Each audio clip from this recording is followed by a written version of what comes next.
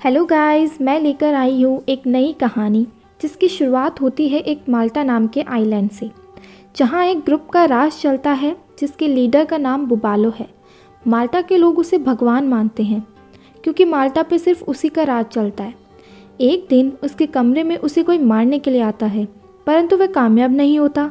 बोसलो उस इंसान को जल्द से जल्द ढूंढना चाहता है, लेकिन उसके आदमी उस हमलावर को नहीं ढूंढ पाते, जिस कारण वह गुस्से में आकर अपने ही आदमी को मार देता है।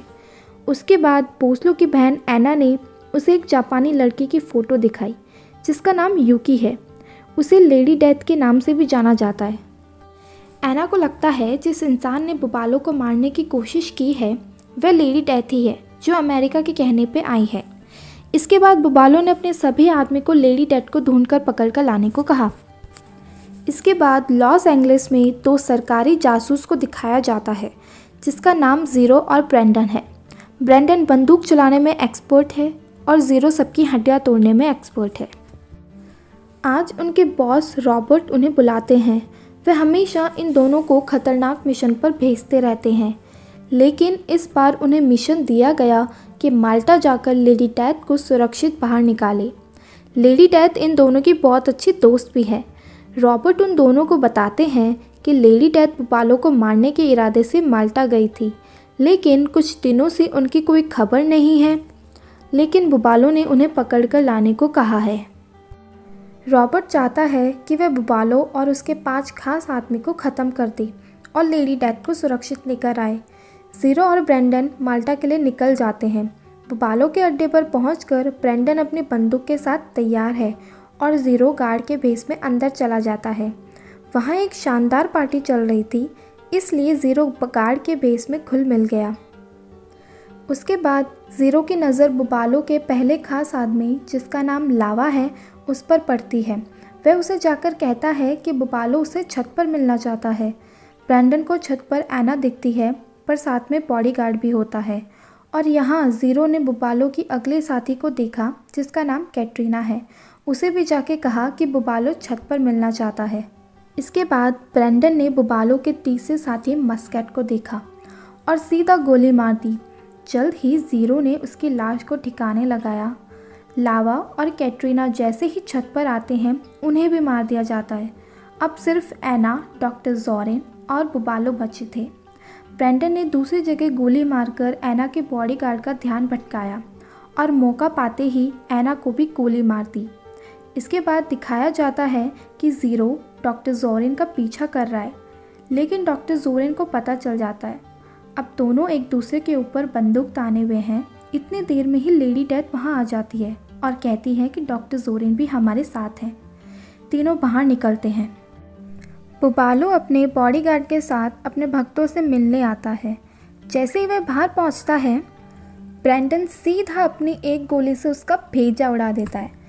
अब उनका मिशन ख़त्म हो गया है, तो ब्रेंडन, लेडी डेथ, ज़ीरो और डॉक्टर जोरेन वहाँ से निकलते हैं और बीच में किसी चर्च में रुकते हैं।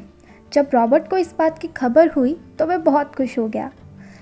उसके बाद लेडी डेथ बताती है जब वह बुबालो को मारने आई थी तो एना ने उसे देख लिया था और उस पर गोलियों की बरसात कर दी, पर खुशकिस्मती से डॉक्टर जोरेन ने उसे खुफिया जगह ले जाकर उसका इलाज किया और वह बच गई।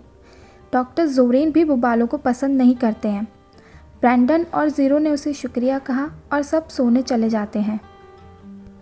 सुबह उठते ही पता चलता है डॉक्टर जोरेन उसका लैपटॉप और कुछ इम्पॉर्टेंट फाइल्स भी अपने साथ ले जाते हैं और वह किसी कैफ़े में चला जाता है, पर उसे ये नहीं पता होता है कि ज़ीरो भी उसी जीप में था क्योंकि वह रात में वहीं सो गया था। ज़ीरो अपने दोस्त को फ़ोन करता है जिसका नाम पीट है और वह एक कंप्यूटर हैकर है। वह चाहता है कि पीट पता लगाए कि डॉक्टर जोरेन आखिर लैपटॉप में क्या कर रहा है। उसने पता लगाया कि डॉक्टर जोरेन लैपटॉप से बहुत सारी खुफिया फाइल चुराकर अपने फ़ोन में भेज रहा है और वह ये सब की जानकारी किसी कैस्पियन नाम के बंदे को देगा। ज़ीरो इन सब की खबर लेडी डेथ और ब्रेंडन को देता है। वे तीनों उसी जगह पहुंच जाते हैं जहां पर डॉक्टर जोरेन और कैस्पियन की मुलाकात होने वाली है। डॉक्टर जोरेन ने वो खुफिया जानकारी वाला फ़ोन कैस्पियन को दे देता है। फिर अचानक से डॉक्टर जोरेन को गोली लगती है जो लेडी डेथ ने कैस्पियन की गाड़ी से नीचे से मारी थी। कैस्पिन जैसे तैसे बचकर निकल जाता है। उसके बाद दिखाया जाता है कि वे तीनों किसी होटल में रुके हुए हैं। वहाँ लेडी डेथ उन्हें अपनी कहानी सुनाती है कि उनके माता पिता बचपन में ही उसे छोड़कर चले गए थे, इसलिए कैस्पिन ने उसे गोद लिया था। उसके 10वें जन्मदिन पर कैस्पिन ने उसे एक अंधेरे कमरे में बंद कर दिया था। कुछ महीनों बाद जब वह बाहर आती है तो कैस्पिन उसे एक शार्प शूटर बना देता है ताकि वह उसके दुश्मनों को मार सके। लेडी डेथ ने कैस्पिन के लिए 10 साल तक काम किया, फिर वह उससे ऊब गई तो उसने कैस्पिन को छोड़ने का फैसला लिया। कैस्पिन अपने घर पहुंचता है, लेकिन वह चौंक जाता है क्योंकि ऐना वहां होती है। वह ब्रैंडन की गोली से बच गई थी। वह पूछती है कि उसने डॉक्टर जोरेन के साथ बुबालो को धोखा क्यों दिया, और वह लेडी डेथ को भी ढूंढना चाहती है। कैस्पिन ने बताया डॉक्टर जोरेन के दिए गए फ़ोन से लेडी डेथ को ट्रैक किया जा सकता है। ऐना उसके साथ मिलकर लेडी डेथ को ढूंढने लग जाती है। ऐना का एक आदमी आखिरकार लेडी डेथ को ढूंढ ही लेता है। वह एक जगह ज़ीरो और ब्रैंडन के साथ खाना खा रही होती है। वे तुरंत उस पर हमला करते हैं, लेकिन वे तीनों भी उसका डट कर सामना करते हैं। वह आदमी किसी तरह वहाँ से भाग जाता है। वह तीनों सोच में पड़ जाते हैं कि आखिर ये कौन था। इतनी देर में ज़ीरो के पास पीट का फ़ोन आता है। वह बताता है कि ऐना कैस्पिन के साथ लेडी डेथ को ढूंढ रही है। डॉक्टर जोरेन ने लेडी डेथ के फ़ोन पर ट्रैकर लगाया है, जिसके कारण ऐना का आदमी उन तीनों तक पहुंच जाता है। ये सब सुनकर वह तीनों अपना फ़ोन हवा में फेंककर तोड़ देते हैं। उसके बाद उन तीनों को ये एहसास होता है कि वे रॉबर्ट को खबर कैसे करेंगे। अगले ही दिन दिखाया जाता है कि रॉबर्ट पीट को मिलने आता है। वह काफ़ी चिंता में होता है क्योंकि उसकी ज़ीरो और ब्रैंडन के साथ कोई बात नहीं हुई। पीट ने उसे सारी कहानी और ट्रैकर के बारे में बताया। रॉबर्ट को अभी भी कुछ सही नहीं लग रहा था, इसलिए वह फैसला करता है कि पीट के साथ वह माल्टा जाएगा। उसके बाद ब्रैंडन को उसकी टीम को एक गाड़ी दिखती है जो वैसी होती है जो ऐना के आदमी के पास थी, लेकिन ऐना का आदमी तो उनके बगल में ही होता है और उनके पीछे लग जाता है और गोलीबारी होने लगती है। पर ब्रैंडन और उसकी टीम जैसे तैसे उसका पीछा छुड़ा के एक सेफ जगह पर पहुंच जाती है। अभी भी ये लोग सोच में थे कि आखिर ये आदमी इन तक कैसे पहुंचा। इतने में ज़ीरो और ब्रैंडन लेडी डेथ के गोलियों के घाव देखते हैं। उन्हें एक घाव में कुछ अजीब लगा। उन लोगों ने जब टाँके खोले तो उसमें एक ट्रैकर निकला। तब उन्हें यह एहसास होता है कि डॉक्टर जोरेन ने जानबूझकर ये ट्रैकिंग डिवाइस इसके घाव में डाला। डिवाइस निकालने के बाद ब्रैंडन ने प्लान बनाया ऐना के आदमी को फंसाने का। वह आदमी डिवाइस की वजह से होटल तक पहुंच जाता है। जब रूम में गया तो उसे कोई नहीं मिला। अचानक से ब्रैंडन और उसकी टीम ने उस पर गोलियों की बरसात कर दी। उस आदमी से फ़ोन लेकर लेडी डेथ ने कैस्पिन को कॉल किया। वह कहती है कि अगर मुझसे कुछ दिक्कत है तो आमने सामने बैठकर बात करें। कैस्पिन उसकी बात मान जाता है और अगले ही दिन एक चर्च पे मिलने का प्लान बनाते हैं। कैस्पिन और लेडी डेथ दोनों ही चर्च पर आते हैं, लेकिन ऐना और उसके आदमियों ने चर्च को चारों तरफ से घेर लिया था। ज़ीरो और ब्रैंडन लेडी डेथ के ऊपर नज़र रखे हुए थे, लेकिन ऐना उन तीनों को पकड़ लेती है और बुबालो की हवेली में ले आती है।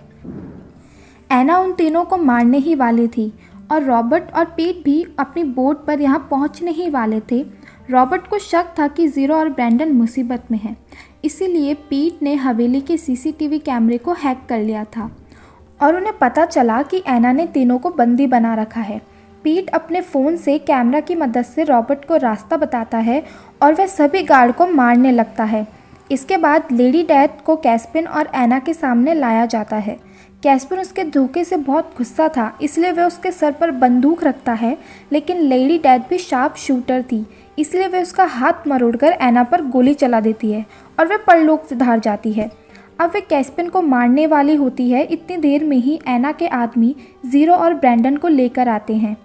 उन्होंने कहा कि वह कैस्पिन को छोड़ दे, वरना वे उसके दोस्तों को मार देंगे।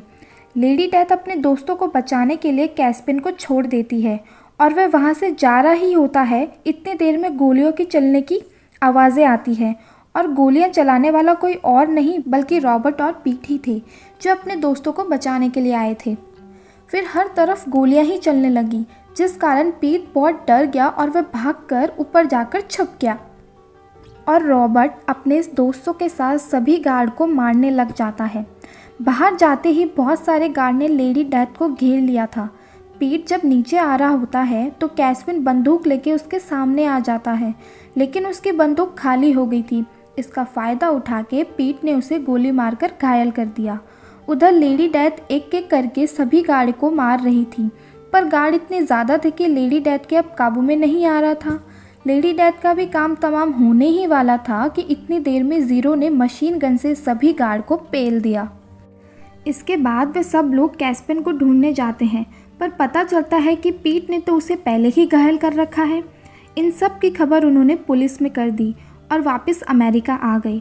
अगले दिन सब टीवी पे देख रहे थे कि पुलिस कैस्पिन को पकड़कर ले जा रही है और इतनी ही देर में उसे कोई गोली मार देता है।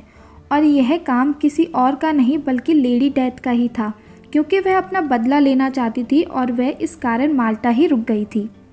अगर आपको मेरी कहानी पसंद आई हो तो लाइक करें, सब्सक्राइब करें और शेयर करें और कमेंट करना मत भूलना।